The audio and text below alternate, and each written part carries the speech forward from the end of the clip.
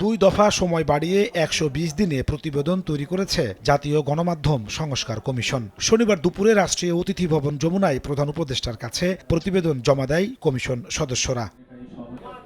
এরপর সেখানে এক সংক্ষিপ্ত পর্যালোচনা তুলে ধরা হয়। প্রধান উপদেষ্টা তা মনোযোগ দিয়ে শোনেন। এ সময় যেগুলো দ্রুত বাস্তবায়ন সম্ভব তা কার্যকরের আশ্বাস দেন doctor Mohammad Yunus.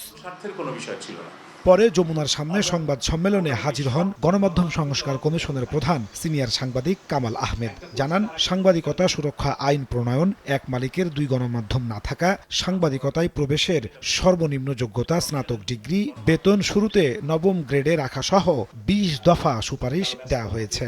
One house one media, এর চাইতে বেশি হতে পারবে না। যিনি টেলিভিশনের মালিক তিনি সংবাদপত্রের মালিক হতে পারেন না, আবার যিনি সংবাদপত্রের মালিক তিনি টেলিভিশনের মালিক হতে পারেন না। গণমাধ্যমের যে ওনারশিপ একক হাতে কেন্দ্রীভূত থাকলে সেটাকে যে ব্যক্তির স্বার্থে ব্যবহারের চেষ্টা হয়। সাংবাদিকতা সুরক্ষা আইনের একটা খসড়া অধ্যাদেশ জারি করা যাতে সহজ হয় সেজন্য একটা খসড়া অধ্যাদেশও আমরা তৈরি করে এই রিপোর্টের সাথে যুক্ত করে দিয়েছি।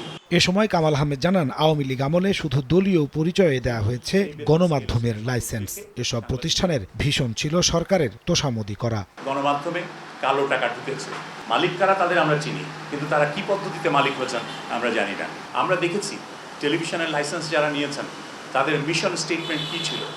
মিশন স্টেটমেন্টে কিছুই ছিল না, যা ছিল শুধুমাত্র রাজনৈতিক অঙ্গীকার। আমি আওয়ামী লীগ করি বা আমি আওয়ামী লীগের আদর্শ প্রচার করতে চাই, আমি সরকারের ডিজিটাল ভিশনকে তুলে ধরতে চাই, সে কারণে আমি টেলিভিশন চ্যানেল চাই। কমিশনের সুপারিশ বাস্তবায়ন হলে বাংলাদেশে স্বাধীন সাংবাদিকতার স্থায়ী ভিত্তি রচিত হবে বলে মত কামাল আহমেদের।